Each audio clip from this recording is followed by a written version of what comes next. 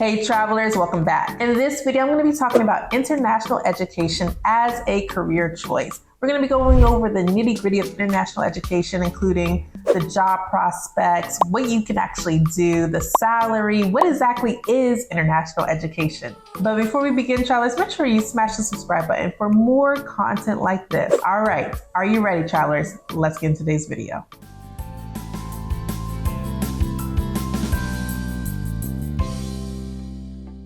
What is international education? International education is when students move across geographic boundaries to learn and/or exchange ideas. This can be done through study, research, or teaching. And international education is important because it creates mutual understanding between cultures. Education is one of the first defenses against war and conflict and contributes to peace and security. So what kind of education is needed to work in the international education career field? Well, one will usually need a bachelor's degree.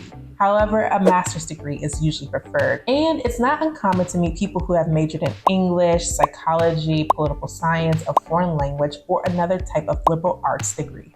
If you are teaching English to non-English speakers, you may need to look into getting a TEFL or TESOL certificate. This just depends on what kind of country that you're working in. Also, other opportunities for professional development, including trainings and workshop opportunities and certificate programs, may be helpful in this field. If you have experience, including living abroad or learning or knowing another language, this will also be an asset and help you to be a more competitive candidate in the international education field. What are the skills needed to work in international education? Well, one of the first skills that you will need to work in this space in order to be successful are cross-cultural communication skills. In international education, you're going to be working with people from all different backgrounds and walks of life, and you will need to know how to communicate effectively with them. Also, you will need to know how to use empathy in order to understand cultural norms and values. Another skill that I would put in your toolkit are organizational skills and project management skills. In international education, you're going to be juggling a lot. You'll be juggling tasks, deadlines, priorities, and you'll be coordinating personnel and resources. Oftentimes, you'll be asked to carry out events, and this you will need organization skills and project management skills. Another skill that I will work on is problem solving. Problem solving is critical in international education. And as an international educator, you're going to be faced with complex problems that will need creative and effective solutions. Some problems that you may encounter may be related to education funding, immigration policies, and barriers between host families and students. Another skill that I would hone in on is teamwork. Teamwork is another skill that's super important because in international education, you do not work on an island. You work with many different stakeholders, including families, students, members in the community, study abroad programs, just to name a few. The last skill or characteristic I will say is to stay motivated and curious. This field is constantly changing, and so you have to stay up to date with current policies, trends, and current events. Some ways to do so are going to conferences and participating in trainings. For those that want to work in international education, there are many different places you can work. You can work in study abroad companies, study abroad offices, law firms that specializes in immigration and other related issues, the government, think tanks, nonprofit, accreditation agencies, schools that have ESL offices, just to name a few. What is the job satisfaction like? What is the work-life balance like for those in international education? Well, I would say it depends on the institution and the role that you are in. But for the most part, I would say that being in international education,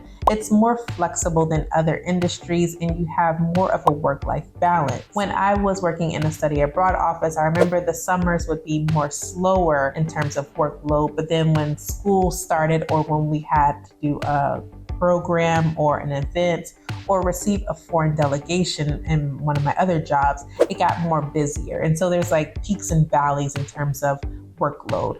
In some positions, you might be required to work on the weekends and sometimes at night, depending on what is going on. For example, if a student needs help in another country. To learn more about job satisfaction for those in international education, I went to payscale.com. While I didn't find something directly linked to international education, I did find education administration post-secondary.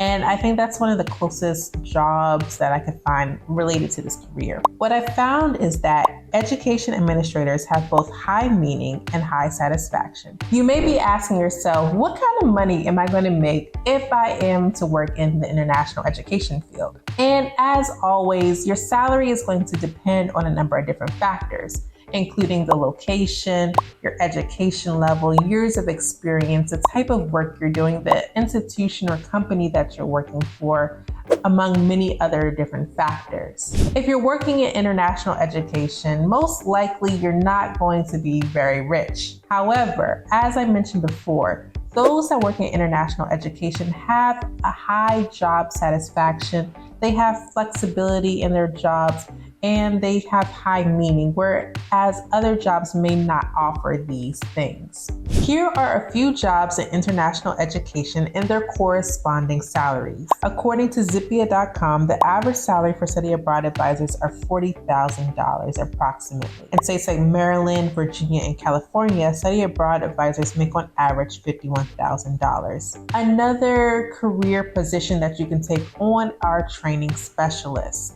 According to the Bureau of Labor Statistics, the average salary for a training specialist is about $63,000. Directors for international education reportedly make about $105,000. Their salary ranges from $79,000 to $134,000. Why pursue international education? If you're a student of international education, you become a better citizen of the world, and you are equipped to live in a world that is more global and interconnected. For employees of international education, you are an asset to your organization because you have so many different skills, such as adaptability, flexibility, intercultural communication, resilience, independence. You are also able to work with people from all different backgrounds and may be able to speak another language. That is invaluable. What is the future of international education? As the world grows more interconnected, international education will have an even greater role. There'll be greater collaboration between governments, NGOs, and institutions.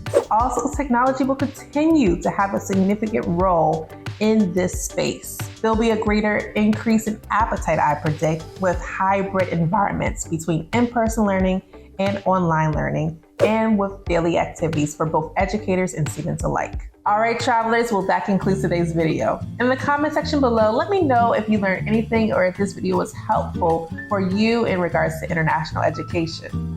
Also, let me know in the comment section below future videos that you would like to see. Be sure, if you haven't already, to check out my free e-course. I talk about all things careers and international affairs and how to travel boldly with confidence. Be also sure to subscribe and smash that like button for more content like this. As always, travelers, it's been a pleasure. Until next time, let's travel with our dreams together.